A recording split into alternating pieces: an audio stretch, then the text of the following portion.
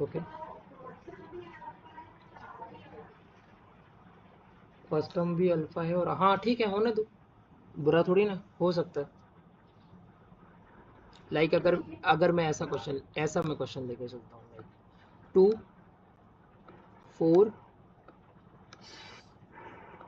6 sorry 8 16 32 like this. अगर मैं ऐसा क्वेश्चन लेके चलता हूँ, इसमें फर्स्ट टर्म क्या है और कॉमन डिफरेंस कितना है, तो आंसर आ सकता है ना तब भी। तो नहीं, अरे नहीं नहीं, अरे आपको माइनस नहीं करना है, ये यहाँ पे डिवाइड करना है। 8 से 4 को डिवाइड करो, 16 को, हाँ 16 को 8 से डिवाइड करो, 32 को 16 से डिवाइड करो। तो वो चल जाता है, ठीक है, उसमें कोई कोई वो नहीं। ओके ना, यहाँ पे अगर एग्जामिनर ने ये ऐसा कुछ क्वेश्चन दे दिया, 1/2 to the power n u of n, like this, convolution with u of n,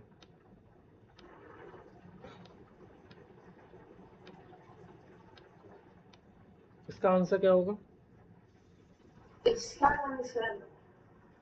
हाँ, इसका आंसर क्यों? Alpha to the power n u n convolution with u n का ये हो सकता है, तो अल्फा की जगह पे मैंने 1/2 रख लिया।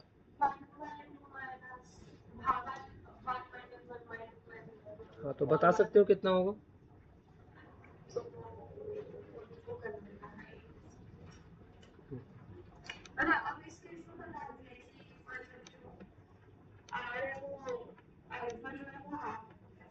जी हाँ, तो 1 minus 1/2 to the power n plus 1, 1 minus 1/2, right? ये यही होगा क्या? सो जी हाँ, सो 1 माइनस 1/2 कितना होता है? 1/2 ओनली, और 2 जंप करके ऊपर चला जाएगा।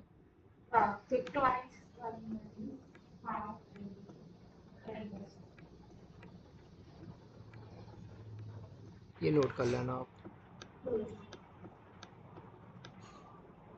2x की स्पीड पे नोट करते जाओ।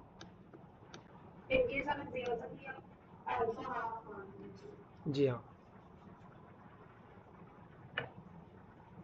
1/3 मांगता तो आंसर बता सकते हो। 1 में से 1/3 माइनस होता है तो क्या बचता है? तो क्या आ जाता है? 3/2 आ जाता है फिर।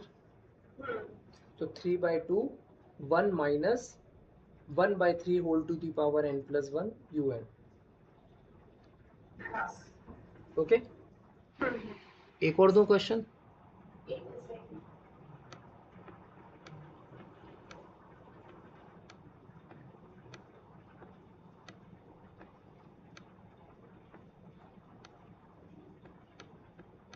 सोच समझ के, ध्यान से, विथ फुल कंसंट्रेशन, इसका आंसर बताओ।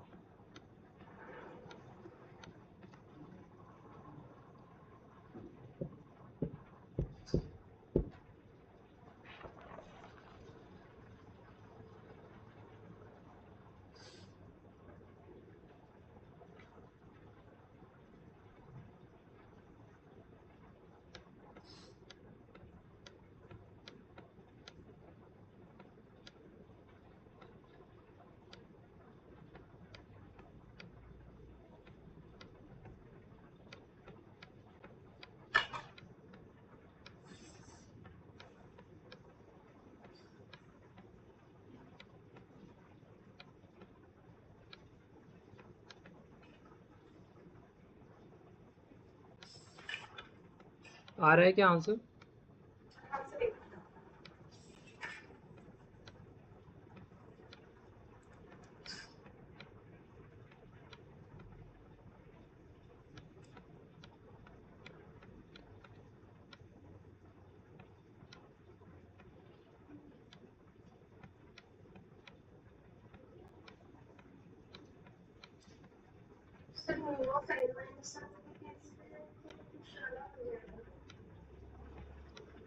मैंने आपको प्रॉपर्टी बताई थी ना इसकी, कि जब टाइम शिफ्टिंग हो जाता है तो आपको वो टाइम शिफ्टिंग मेंशन कर देनी है जो कि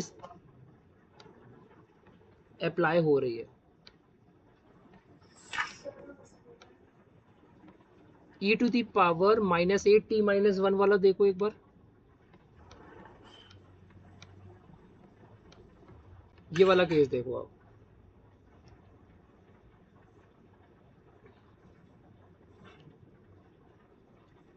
इस वाले केस पे क्या किया था अपन ने, e to the power -80 ut convolution with t-1 किया, तो मैंने आंसर तो वही लिखा था जो ऊपर वाला है, लेकिन जहां जहां पे t था वहां पे क्या कर दिया था, t-1 कर दिया था।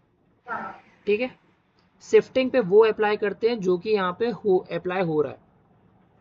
तो सर ये तो मैम डिस्क्रीट के लिए भी ट्रू है। हाँ, डिस्क्रीट के लिए, सबके लिए ट्रू है ये। डिस्क्रीट कोई दूसरे ग्रह से थोड़ी ना आया, ठीक है, तो डिस्क्रीट के लिए भी वही सेम रहेगा, सिर्फ आपको वहाँ की वैल्यू को सेम रखना है। तो आंसर क्या हो जाएगा, 1 - 1/4, बोलते जाओ,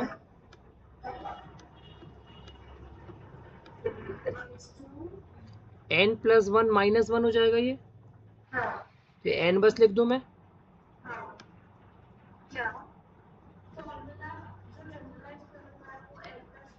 हाँ, लेकिन यहाँ पे n - 1 है, तो n - 1 + 1 हो जाएगा, तो ये कम्प्लीटली n बस बचा, तो मैं इसको n बस लिख दूं, divided by 1 - 1/4, so 1 - 1/4 is what, 3/4, तो मैं 4 को ऊपर कर दूं, 3 नीचे आ जाएगा, ये आपका आंसर हो गया।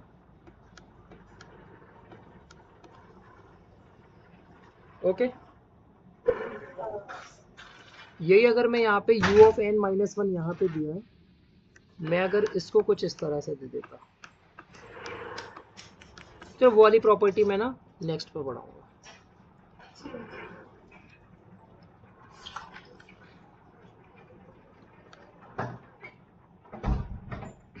इसको और नोट कर लेना, ये भी जनरलाइज्ड एक टर्म है।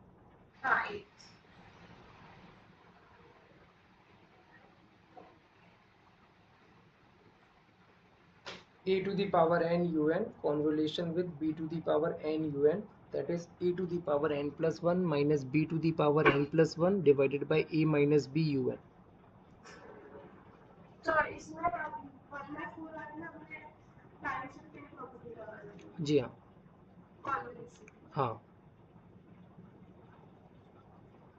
ओके।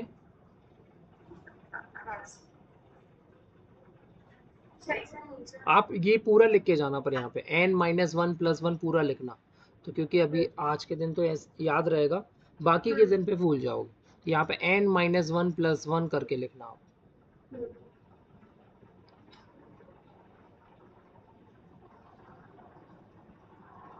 ऐसे क्वेश्चंस पूछते हैं डायरेक्ट एग्जाम पे, देखे होंगे शायद आपने ऐसे क्वेश्चंस।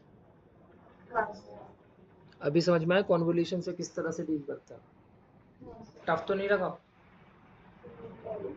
थोड़ा सा शायद लेंदी हो सकता है, लेकिन आई थिंक टफ नहीं है, अप्रोचेबल तो है।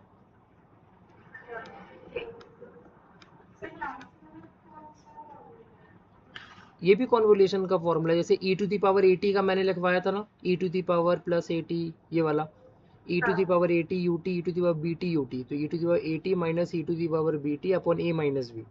सेम आपका यहाँ पे अगर क्वेश्चन आता है a to the power n un b to the power n un, तो a to the power n plus 1 minus b to the power n plus 1 upon a minus b।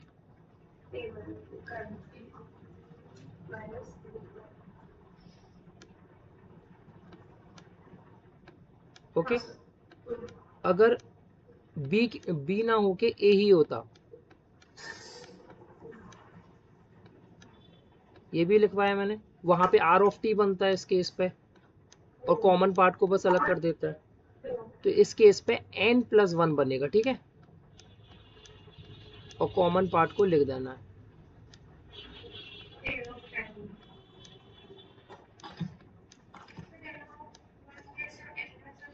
ये वाली चीज आपको तब समझ में आएगी जब आप इसका आंसर लेकर आ जाओगे। इसको आपको सॉल्व करना है, होमवर्क में मैं दे रहा हूँ। इसमें मैं पहले ही बता दे रहा हूँ, ये वाली प्रॉपर्टी यूज होगी तो बड़े दिमाग से लगाना। ये वाली प्रॉपर्टी समीशन की पहली प्रॉपर्टी, ये वाला टर्म यूज होगा उसमें। कोई कांस्टेंट टर्म आता है, कांस्टेंट टर्म में आपको अपर लिमिट लोअर लिमिट लगानी पड़ेगी, तो +1 लगाना मत भूलना। ये +1 ही है जो आपको यहाँ पे n+ बना के देता है। ठीक है, तो एक बार अप्लाई करना। नहीं आता है तो फिर कल आप मेरे से पूछना। ठीक है। इसका मैं वैसे डायरेक्ट आंसर लिख देता हूँ, आप इसको कल देख लेना। n+1 un आना चाहिए। ठीक है, नहीं समझ में आता है तो कल आप मेरे से पूछ रही हो।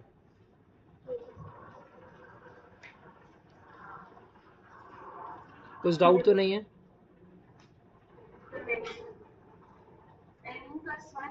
जी हाँ, मैं बार बार बता रहा हूँ, वो वाली प्रॉपर्टी यूज होगी उसमें। जी हाँ, फर्स्ट प्रॉपर्टी यूज होगी।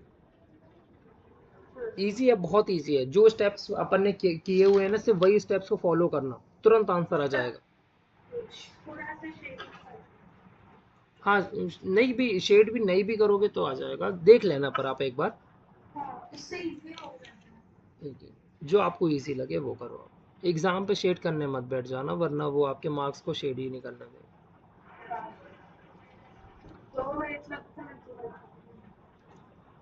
हाँ, लेकिन आपको समझाना नहीं है किसी को, आपको सिर्फ खुद को बताना है, तो उतना टाइम मत लगाना। जैसे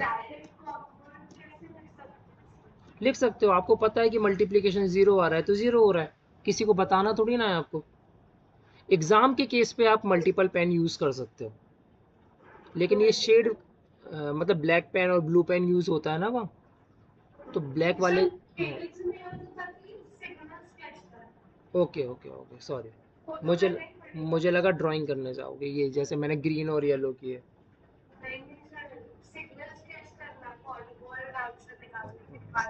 ओके ओके, सॉरी।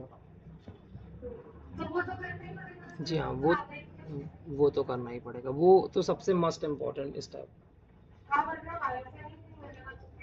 जी माता जी। और कुछ? बाकी फिर अपन कल करते हैं।